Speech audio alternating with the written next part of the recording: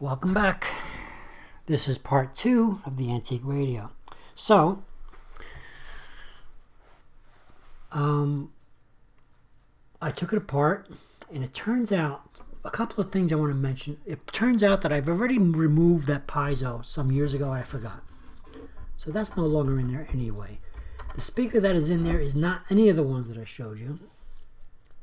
It is a 4-inch, and I tightened while I was taking it apart. I also tightened up these screws and stuff like that because some of them were pretty loose. So that would probably make it sound better anyway.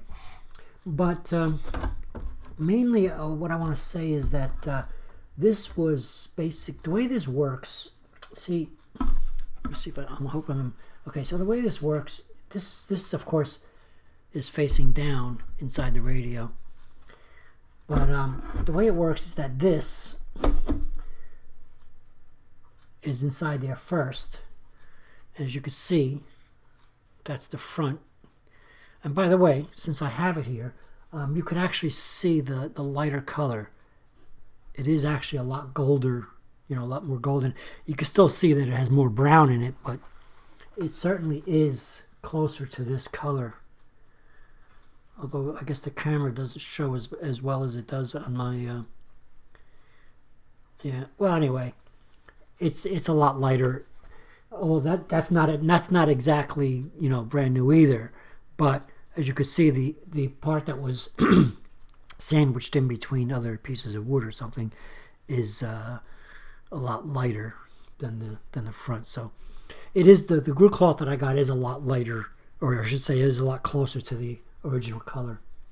But anyway, nevertheless, so this was like this. So the original speaker was actually sandwiched. Like, in other words, I have this one mounted from the back, which they don't sound as good that way. But I've only had a piece of pegboard, or without the holes, it's a press board. And it was hard to cut without it breaking. So I mounted it from the back because trying to make it so thin where the speaker would fit downward into the hole would be almost impossible to mount the speaker to it. And quite frankly, I didn't feel like messing with any pieces of wood I had. The one that I had was this one. This is the back that I made. And this is actually too thick for this. So in other words, it was easier to do it this way. And all the other speakers I have don't exactly fit. So I'm just going to leave it the way it is. If it ain't broke, don't fix it, right? But the original speaker was literally sandwiched between this and this. So it was, let me see if I can see that on the, oh, I almost poked a hole in my speaker. So if you can see, in other words, it was mounted on these screws here. And then this would be literally on top of that. So you would have the rim of the speaker sandwiched between this with the soft cushion on it. By the way, this is like an acoustic cushion. It would be sandwiched between this and the wood, and this stuff wasn't here. I put this in to get a speaker mounted on there. So that's the way it was. It also turns out that I thought I had taken all the tubes out of the thing, but it turns out the tubes are still in here. Let me see if I could point to one here. Here, that's a tube. Yeah, they're still all in here. Everything is actually the entire tubes. I didn't realize it. I thought I took all the tubes out, but I didn't. I thought I just had the chassis in here. This PC board here is the amplifier glued to these capacitors. Let me see if I can give you a little better view.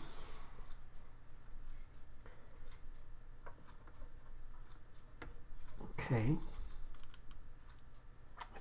I think that's it. Yeah, that golden. No, that's you're not seeing the right thing here. Let me see. Can you see? Is this? Yeah, this thing back here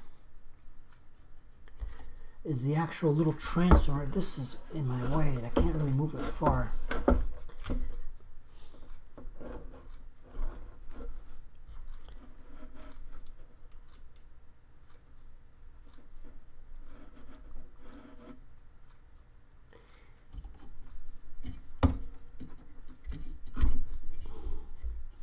Let me see.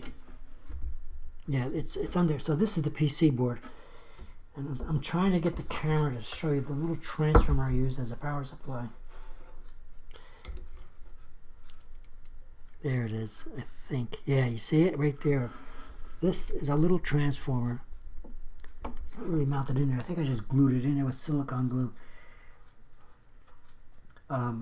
Obviously, the original transformer and all the electrical parts, the original stuff, that's what I'm shining the light on right now. This is a big transformer. Whether or not that works, I don't know. I don't care because everything is disconnected.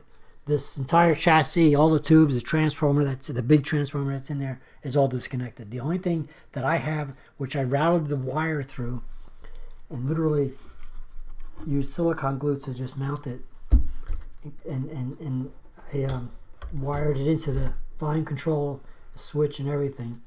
This cord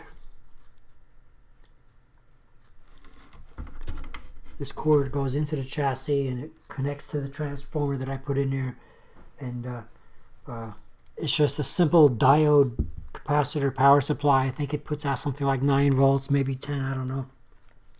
The amplifier is literally it runs on anything from 5 to 18 volts or something like that, so 9 volts is like the perfect middle ground, something like that. I don't remember the exact numbers, but I think that's the way it worked. So that's it. That's the, let me see if I can just show you the amplifier one more time.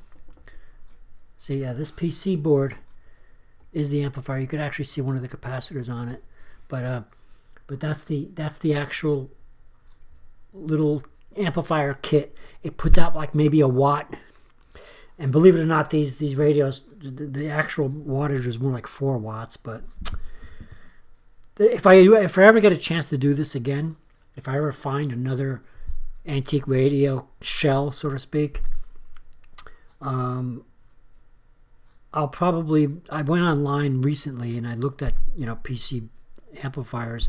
They do have some for like between the prices of $7 and $15 that are 2, 4, and even higher wattage. I even seen some 20 watters. So if I ever get a chance to do this again, I'll be buying a better amplifier. These little kits from Radio Shack, Radio Shack was getting rid of a lot of stuff, and it was basically discontinued. I was picking some of this stuff up for like 50 cents and $1 when I was working there. So that's how I ended up with that. In any case, I'm going to try now and replace the grill cloth. Let me pick this camera back up and perhaps turn it this way without pulling the wire out of the socket.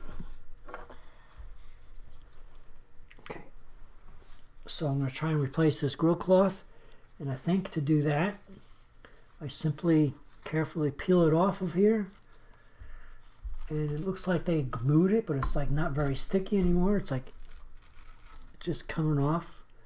I'm thinking maybe I just do the same thing they did, use some art glue, some arts and crafts glue, and just put it on there and let it dry. I think that'll work. I'm peeling off the old stuff now. And what I'll do is I'll pause the video so that we don't have to go through the entire process of what I'm doing, because I don't know how long it's going to take me. I might have to clean this up a bit before I glue it. And I'll start recording again when I get it glued on. Or maybe it'll even be better if I go ahead and make this part 2. And yeah, I think I'll do that. I think I'll make this the end of part 2, and we'll make part 3 mounting of the new grill cloth on there. Has that. Okay. Thanks for watching. Remember to click the bell, subscribe, and click the bell so as you can see the rest of these videos. You'll get notified. Well, they're going up like it's literally the same day. It hasn't turned midnight yet, so this will be the second video I did within the last 3 or 4 hours. So they're going up one after the other. Although I think part 3 might be tomorrow. So, in any case, thank you for watching. Please subscribe, hit the bell.